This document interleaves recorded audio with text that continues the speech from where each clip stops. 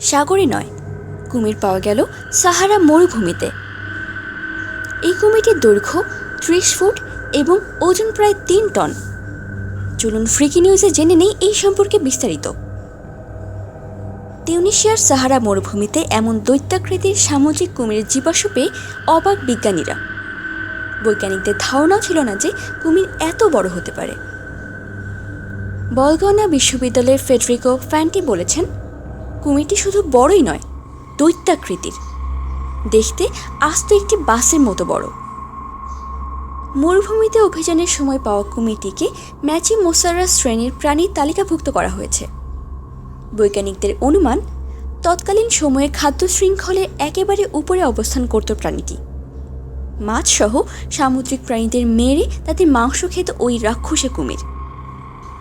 National geographic society committee for research and exploration টিমটির সঙ্গে Sahara মরুভূমিতে নয়া প্রাণীর খোঁজ চালাচ্ছিলেন ফ্রেডরিকো ফ্যান্টি। ফ্যান্টি জানান, তিনি জানতেন ওই তল্লাটে জীবাশ্ম খুঁজে পাওয়ার বিস্তর সম্ভাবনা রয়েছে।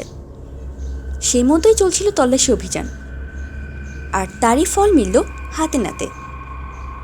গবেষকরা বলছেন, যে প্রাণীটির জীবাশ্ম খুঁজে পাওয়া গেছে সেটি উচ্চ শ্রেণীর। সমুদ্রের নিচে সাক্ষাৎ মৃত্যুর নাম ছিল ওই কুমির।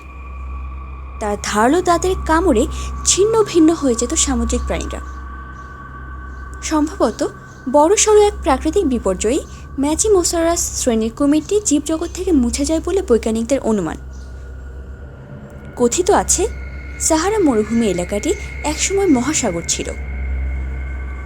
এতক্ষণ আমাদের সাথে থাকার জন্য ধন্যবাদ। আমাদের পরবর্তী আপডেট পেতে ফ্রিকি নিউজ চ্যানেলটি সাবস্ক্রাইব করে আমাদের সাথেই থাকুন।